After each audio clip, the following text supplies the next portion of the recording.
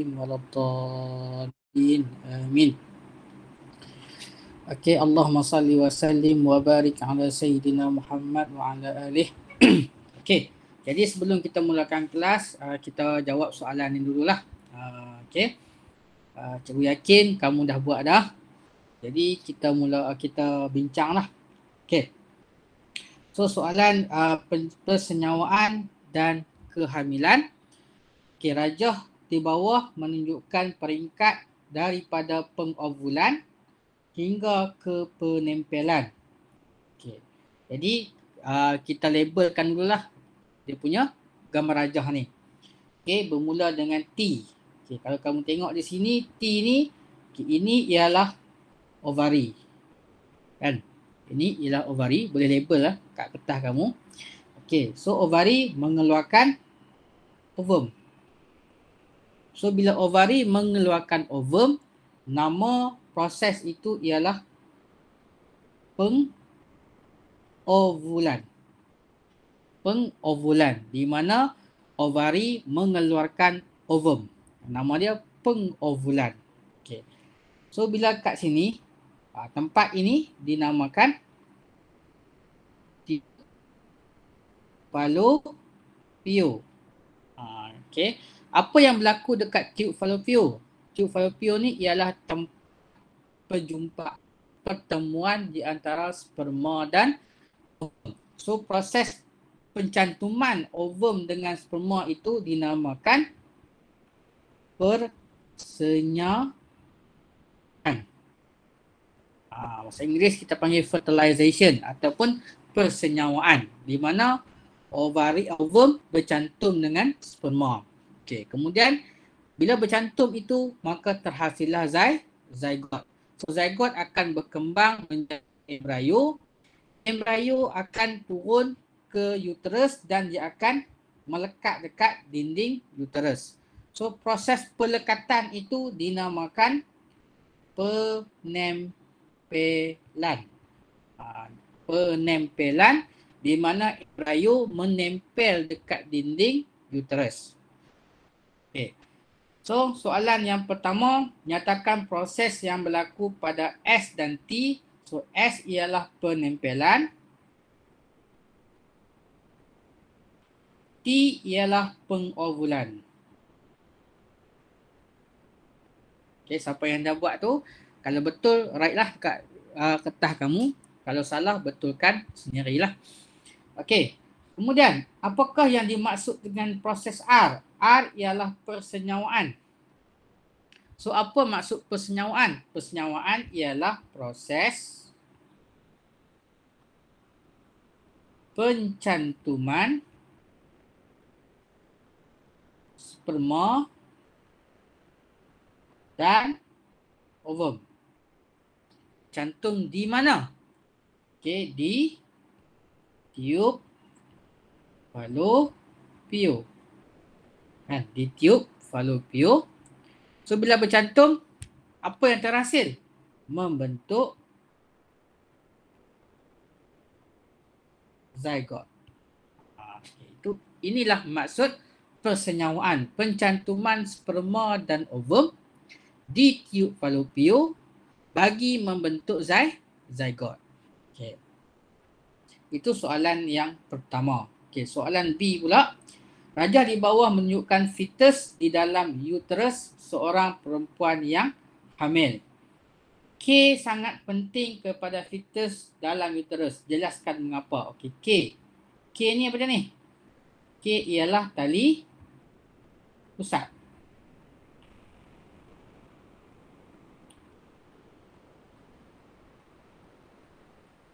Tali pusat ataupun plasenta. Satu tengok.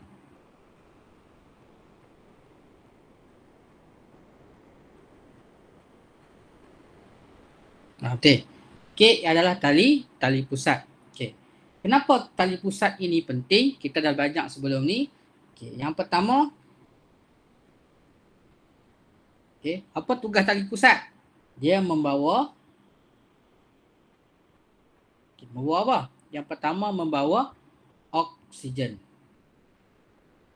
Okey, membawa oksigen daripada mana ke mana? dari ibu ke fetus. Okey. Yang kedua, selain dia membawa oksigen, dia juga membawa nutrien ataupun makanan. Okey, sama juga dari ibu ke fetus. Yang ketiga, oksigen, nutrien, satu lagi dia membawa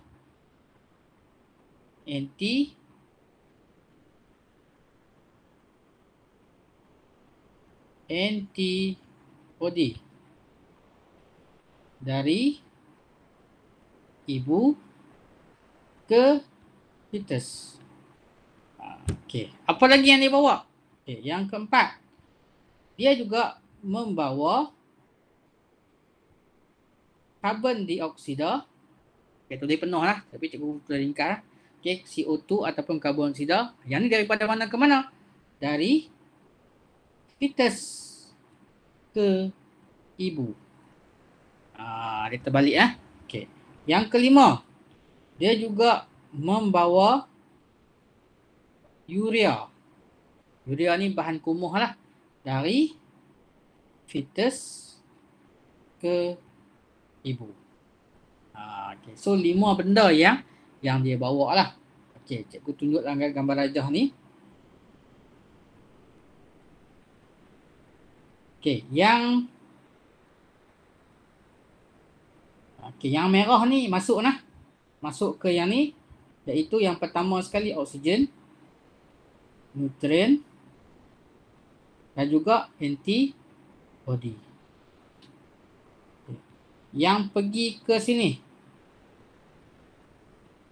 Okey, yang pergi ke sini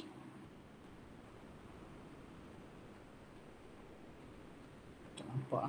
Okay. Yang pergi ke sini. Okey, yang warna hijau adalah karbon dioksida dan juga urea. Okay. So ditransfer ke situlah. Jadi tugas tali pusat ni dia menghubungkan, dia membawa benda-benda ni untuk fetus dan juga kepada ibu. Jadi kamu kena clear apa yang dibawa daripada ibu ke fetus. Ibu ke fetus adalah oksigen, nutrien dan juga antibody. Apa pula yang dibawa daripada fetus ke ibu? Karbon dioksida dan juga urea. Yang tu kena jelas lah. Okay. Dia bagi 3 markah. Tapi yang ni kita bincang, kita letakkan semua lah. At least kita buat sebagai ulang kaji. Okay. Seterusnya. Okay, soalan ya. Okay, kita baca. Ibu yang hamil, ibu yang mengandung, memerlukan penjagaan yang sempurna untuk memastikan fetus membesar dan berkembang dengan sihat. Selain daripada penjagaan dari segi makanan, ibu yang hamil juga menahan diri daripada aktiviti seperti merokok, penggamilan dadah dan ubat tanpa arahan dan arahan doktor dan pengambilan alkohol kerana boleh membahayakan fetus. Selain kena jaga pemakanan, dia juga ibu juga kena elakkan daripada merokok, ambil dadah ataupun ubat dan alkohol. Pasal apa? Tiga-tiga ni sangat penting untuk dielakkan kerana dia boleh membahayakan fetus. Okey. Soalan dia, jelaskan kesan-kesan dari aktiviti tersebut terhadap ibu yang hamil. Maksudnya kesan dadah, kesan rokok dan kesan alkohol. Okey. Pertama. Okey, rokok. Merokok lah. Apa kesan dia? Ni cikgu tulis poin-poin lah. Kamu buat dengan ayat yang betul. Okey. Rokok dia boleh membahayakan kerana dia boleh menjadikan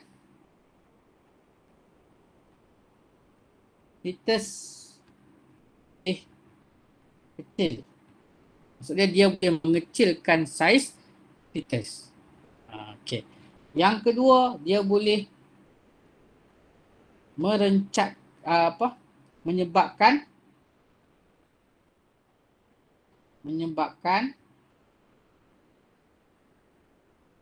kelahiran pramatang. Maksud dia, fetus lahir sebelum dia sampai tempoh matang.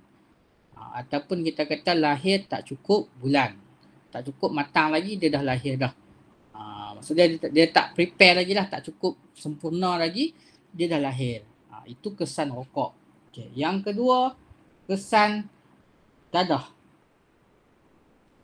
Okay. Dadah ni dia boleh menyebabkan sama juga kelahiran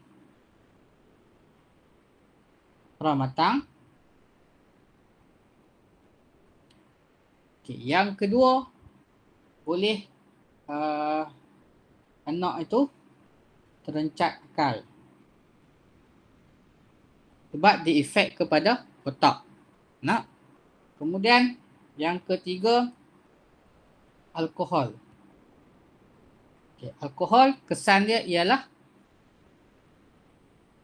kelahiran pramatang dan juga kecacatan akal ataupun otak. Okey. Dia lebih kurang samalah ketiga-tiga ni. Satu lagi dia ada alkohol ni, dia ada sindrom alkohol lah untuk anak. Boleh rujuk kepada nota yang cikgu bagi ataupun boleh rujuk kepada buku rujukan ataupun buku teks. Okey. So habis setakat itu. Okey, maka kita masuk sikit yang kita nak belajar hari ini.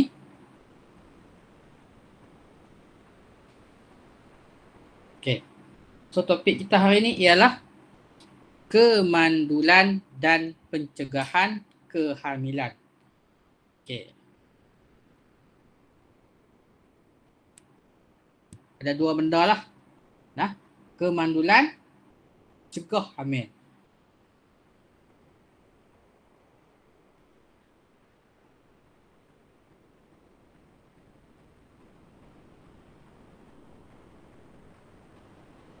Okey.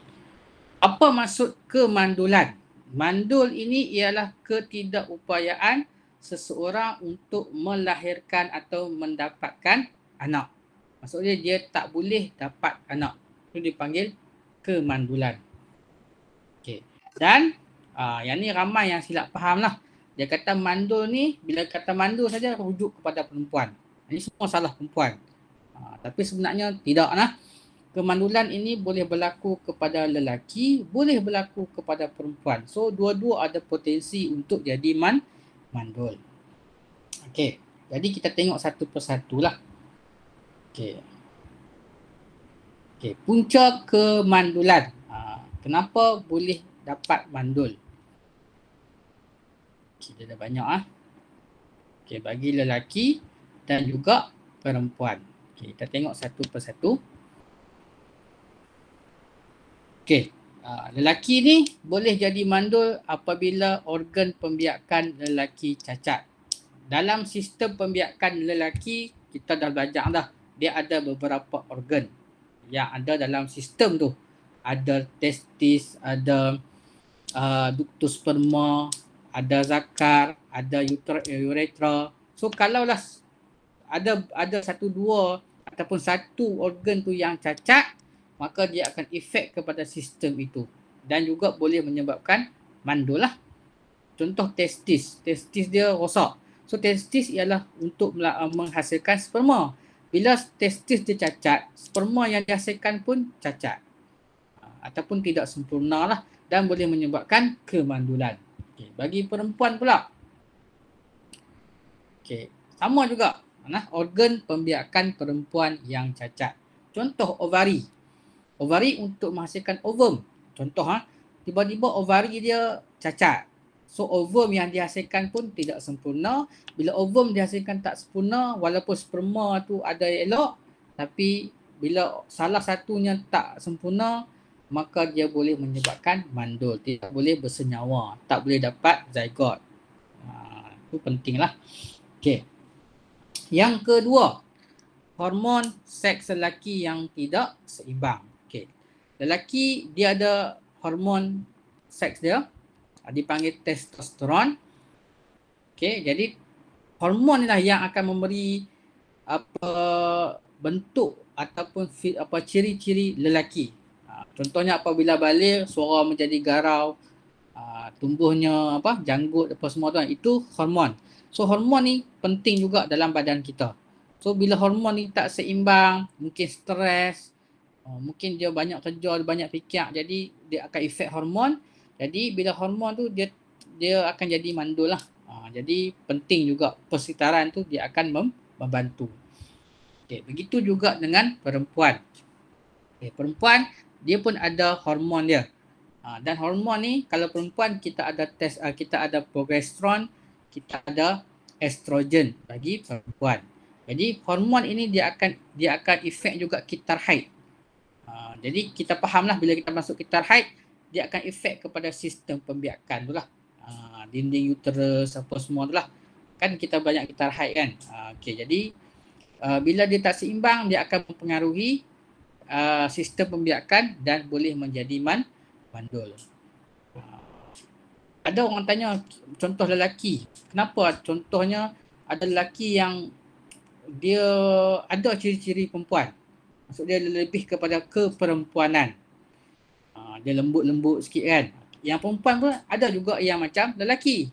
Jadi tomboy dan sebagainya. Okey, sebenarnya lelaki memang ada hormon seks lelaki, tetapi dia juga ada hormon perempuan, tetapi dia taklah tinggi. Dia hormon dia tak tinggi. Hormonnya kalau lelaki dia tinggi kepada lelaki lah. Testosteron dia lebih tinggi. Okey, perempuan pun macam tu. Okey, perempuan dia ada hormon progesteron, estrogen tu lebih tinggi. Hormon lelaki dia tak ada juga, tapi dia rendah. Sebab tu kalau mu tengok ada setengah perempuan yang dia ada macam misai sikit. Okay, itu ialah hormon lelaki. Tapi ada juga kepada perempuan. Lelaki pun macam tu. Jadi kalau yang lebih kepada yang lelaki lebih kepada perempuan ni, mungkin hormon perempuan tu dah tinggi sikit. Jadi dia lebih watak dia tu kepada perempuan. Begitu juga dengan perempuan. Ada perempuan tu yang lebih kepada lelaki. Jadi hormon lelaki tu dia tinggi sikit. Jadi hormon ni dua-dua ada lah. Cuma ada yang tinggi, ada yang rendah. Okay, itu hormon. Kemudian yang ni. Okay. Mandul juga lelaki apabila testis tidak menghasilkan sperma. Sperma ialah sel untuk mendapatkan anak, sel pembiakan. Bila sel pembiakan tak ada, maka tak ada lah anak. Begitu juga dengan perempuan. Kegagalan pengovulan, iaitu ovari tidak dapat membebaskan ovum yang matang. Jadi bila ovari tu dia melepaskan ovum, tapi ovum tu tak matang, tak cukup matang lagi, maka dia tak boleh bersenyawa dengan sperma. So zygote tak ada lah. Bila zygote tak ada, maka tak ada anak lah. Okay, mandul. Okay. Kemudian bagi lelaki mungkin disebabkan bilangan sperma yang tidak cukup. Okay. Sebelum ni kita dah belajar dalam akil baligh. Sperma ini dihasilkan lelaki ni lebih kurang 3 juta satu hari. Ini fakta lah. Jadi banyak. Kenapa perlu banyak? Kerana laluan dia tu sangat banyak. Sangat jauh lah. So dia ada beberapa halangan lah. Bila dah sampai dekat uterus, terbajak kan uterus, dia akan pecah kepada dua sebab perempuan ni dia ada kiri dan kanan ovari dia kan. Jadi ada yang terpecah ke kiri, ada terpecah ke kanan. So kalau ovum tu duduk belah kanan, dia pergi belah kiri, tak jumpa lah ovum tu, sperma tak jumpa lah ovum tu, maka tak boleh bersenyawa. Kalau lah bilangan sperma yang tak cukup, sikit saja, dia akan sampai ke situ, kadang-kadang ada yang tak sampai, tak cukup, tak sampai ke ovum. Jadi dia tak, chances untuk dapat anak tu lebih rendah lah. Kalau bilangan sperma yang banyak, maka chances untuk dapat anak lebih tinggi. Okey, kemudian bagi perempuan, ovum mati terlalu awal. Maksud dia tak matang. Kemudian bila dah keluar tu, dia terlalu awal mati. Jadi bila sperma dah ada, tiba-tiba ovum dah mati, maka tak boleh bersenyawa juga. Maka tak boleh dapat zygote. So mandul lah. Okay. Kemudian sperma yang dihasilkan adalah kurang aktif bagi lelaki dan tidak dapat berenang ke arah ovum. Dia perlu berjumpa lah. Sperma dan ovum perlu berjumpa, perlu bersenyawa. Kalau dia tak aktif, dia tak dapat bergerak sampai ke ovum, maka persenyawaan tidak berlaku. Bila persenyawaan tidak berlaku, maka dia chances untuk dapat anak tak ada lah. Okay. Bagi perempuan pula, kegagalan penempelan embryo akibat uterus yang tidak normal. Okey. Embryo bila yang ni dah bersenyawa dah, dah dapat dah zygote dah. Dah dapat dah embryo, dah okey dah tu. Tapi bila dia nak turun sebab dia kena menempel dekat dinding uterus. Tiba-tiba bila nak menempel, dinding uterus pula problem. Masalah dekat situ. Maka dia tak boleh menempel, maka dia akan luruh lah, dia akan jatuh. So jatuh itulah yang menyebabkan keguguran. So, bila nak mengandung tak boleh sebab uterus tidak sempurna, jadi embryo akan luruh. Dia tak lekat. Dia tak menempel. Pun mandul juga macam tu. Okey. Kemudian sperma yang dihasilkan berkualiti rendah. Sperma yang dihasilkan berkualiti rendah. Yang ni pun bila dah sampai dekat ovum, sperma sampai ovum, sperma tu dia kena bercantum, dia kena masuk dalam ovum tu. Tapi dia ada halangan lah. Jadi kalau kualiti dia rendah, bila dah sampai dia tak boleh nak masuk, dia tak boleh nak bercantum. Bila tak boleh bercantum, maka tak dapatlah zygote. Kerana sperma tu yang masalah. Okay. Kemudian perempuan pula, tube falopio yang tersumbat. Okey, tube falopio ni kat mana? Kat dia punya tu lah, tempat pertemuan, tempat persenyawaan tu. Bila tempat itu tersumbat, ovum dengan sperma tak boleh berjumpa, dia ada blok. Bila dah blok, maka tak bolehlah bersenyawa. Okey. Kemudian duktus sperma yang tersumbat. Okey, duktus sperma ni di atas pada testis. Testis menghasilkan sperma. Kemudian daripada sperma tu dia nak naik tu, saluran itu dipanggil duktus sperma. So bila duktus sperma tu tersumbat, sperma tak boleh keluar. Dia tak boleh keluar. Jadi tak dapatlah sperma.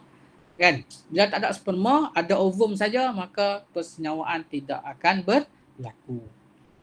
Kemudian bagi perempuan, ketumbuhan dalam uterus yang menghalang penempelan embryo. Yang ni uterus lah, dinding rahim lah tu, dinding uterus tu tersumbat ataupun ada ketumbuhan dan dia tak boleh menempel. Okay. Kemudian mati pucuk. Mati pucuk ialah istilah di mana keadaan apabila sperma tidak dapat dipindahkan ke faraj perempuan. Maksud dia tak boleh nak masuk lah, tak boleh nak dipindahkan. So sperma tak ada. Sperma tak boleh. Kemudian masalah kesihatan seperti kencing manis dan tekanan darah tinggi. Yang ni kesihatan lah bagi perempuan. Dan juga bagi lelaki lah, sama juga lah. Okay, masalah kesihatan bagi lelaki pun sama juga. So kesihatan kena jaga. So ini adalah sebab-sebab ataupun punca-punca kenapa boleh jadi mandul. Kita dah banyak dah untuk dapatkan zuriat, sperma dan ovum kena berjumpa dan bercantum, kemudian kena menempel. Kalaulah salah satu daripada tu, contohnya tak boleh berjumpa ataupun tidak boleh bersenyawa ataupun dah bersenyawa dah tapi tak boleh menempel, semua itu akan menyebabkan berlakunya kemandulan.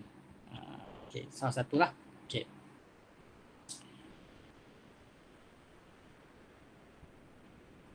Okay, sikit lagi. Okey, cara mengatasi. Jadi macam mana seseorang yang mengalami benda ni, mengalami kemandulan ni, macam mana kita nak mengatasinya?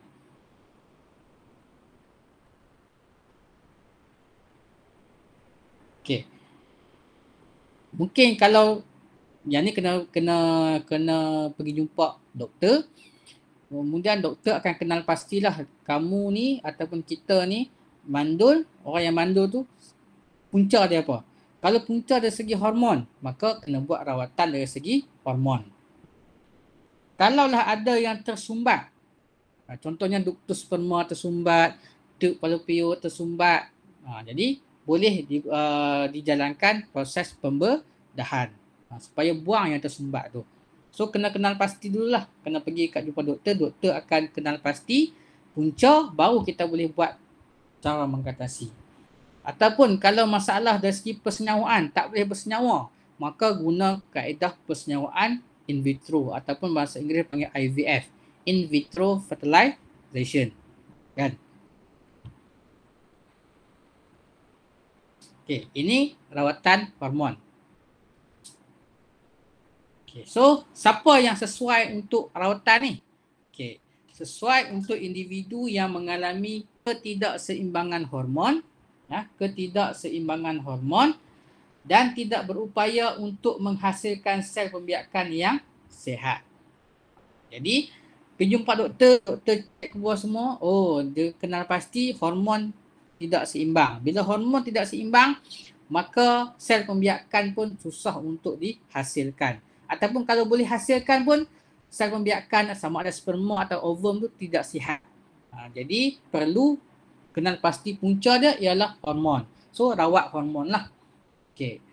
So nak rawat macam mana? Biasanya doktor akan buat pil hormon, makan pil hormon ataupun suntik hormon untuk merangsang organ pembiakan bagi menghasilkan sel pembiakan iaitu sperma dan ovum yang lebih sihat dan matang. Jadi hormon ni dia memberi kesan kepada sperma dan ovum. So bila hormon yang tidak seimbang, ovum ataupun sperma tu pun tidak sihat. Jadi rawatan dia bagi hormon yang cukup. Jadi bila hormon yang cukup, maka dia boleh menghasilkan sperma dan ovum yang lebih sihat. Maka bolehlah lakukan persenyawaan. Okay. Kemudian pembedahan.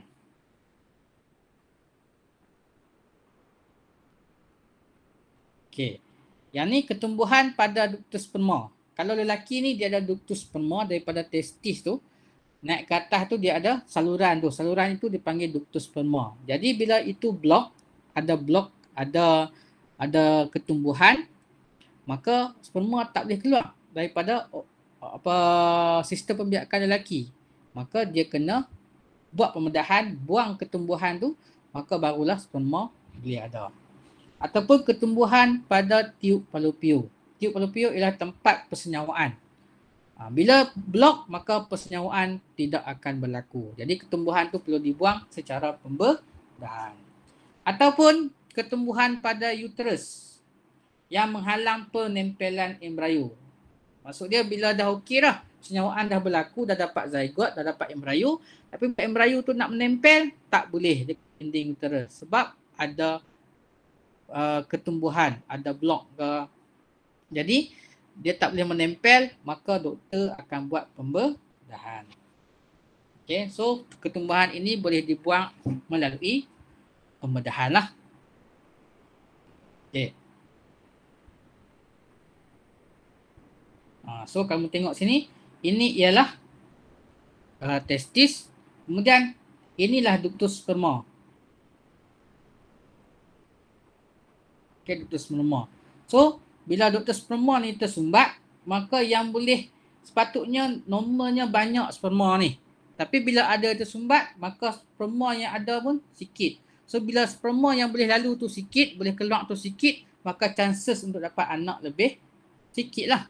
Maka ductus sperma tu perlu dibuat operation, perlu dibuang ketumbuhan blokage tu, maka bolehlah banyak sperma yang dihasilkan.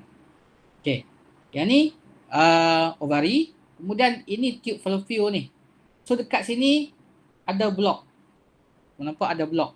Jadi bila blok kat sini, ovum yang keluar kat sini, dia akan blok kat sini. Jadi sperma yang masuk dah tak boleh jumpa dah.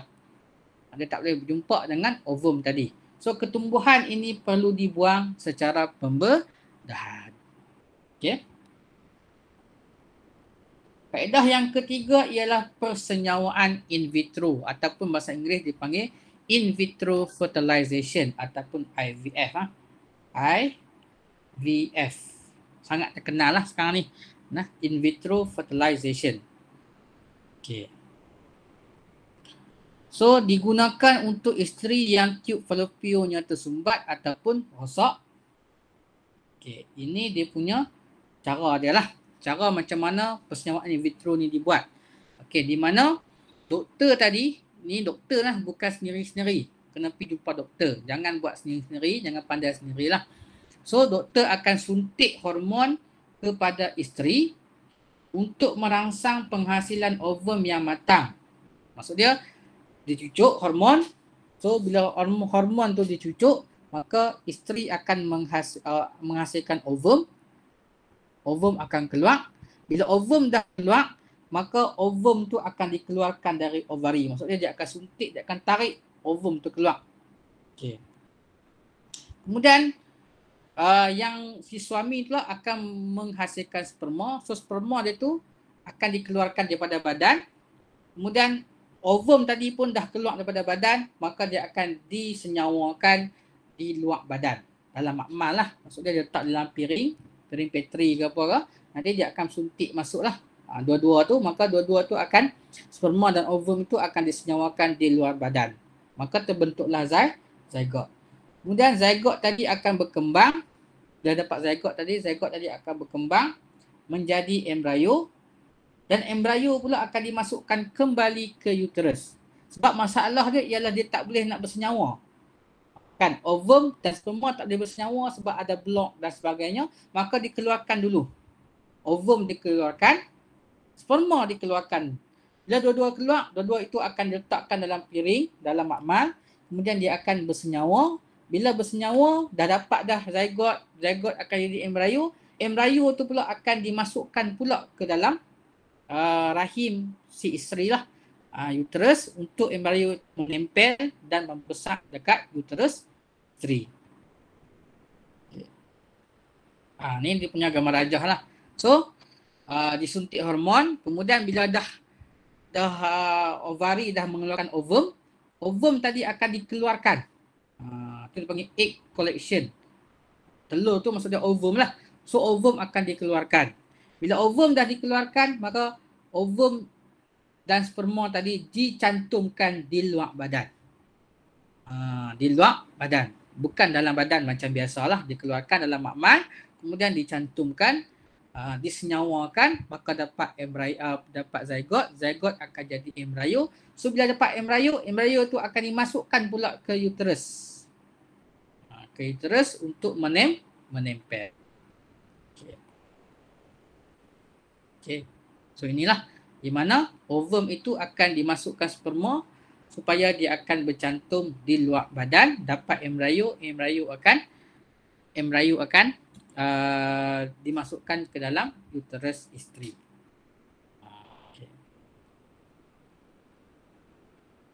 Okey, macam itulah. Jadi pertama sekali untuk orang yang mandul ni, pertama dia kena jumpa doktor lah. Dia akan jumpa doktor. Kemudian doktor akan buat ujian untuk kenal pasti punca. Punca tu, sebab punca dia banyak. So dia akan kenal pasti punca. So bila dapat kenal pasti punca, maka bolehlah doktor akan suggest apa rawatan yang perlu dibuat. Sama ada hormon, sama ada buat pembedahan ataupun IVF ataupun in vitro fertilization. Itu sajalah untuk nak dapatkan zuriat.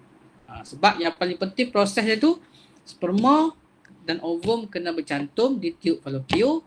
Kemudian dia akan jadi zygote, zygote jadi embrio, embrio akan menempel dekat uterus. Sampailah dia jadi fetus dan juga dilahirkan sebagai bayi. Jadi kalau salah satu tu terhalang, maka itu yang menjadi mandul. Jadi kemandulan itu perlu dirawat oleh doktor. Okay. Jadi itu sajalah untuk hari ini. Boleh faham ke penerangan cikgu? Boleh. Jelas ke? Jelas. Ada Jelas, cikgu. Ada apa-apa soalan nak tanya? Last. Tak ada. Tak ada. Okey. Jadi kebanyakan orang sekarang ni dia menggunakan IVF lah. Apa dipanggil bayi tabung uji lah. So macam-macam lah. Okey. Dari segi kos dia memang agak tinggi. Kalau mengikut yang cikgu tahu lah. Kalau nak buat dekat hospital kerajaan, ada perkhidmatan tu IVF ni, tapi mengambil masa yang lama sebab queue dia orang banyak. Jadi orang yang ada duit sikit dia akan buat di hospital swasta. Swasta ni kos dia sangat tinggi lah. Kan? Lebih kurang ada yang sampai 20,000 kan. Jadi sementara kamu ni yang muda ni lagi, maka jagalah kesihatan masing-masing. Okay. So kita berhenti sampai sini. InsyaAllah nanti kelas yang seterusnya kita akan sambung lagi. Okay. Assalamualaikum warahmatullahi wabarakatuh. Waalaikumsalam warahmatullahi Waalaikumsalam warahmatullahi wabarakatuh. Terima kasih cikgu.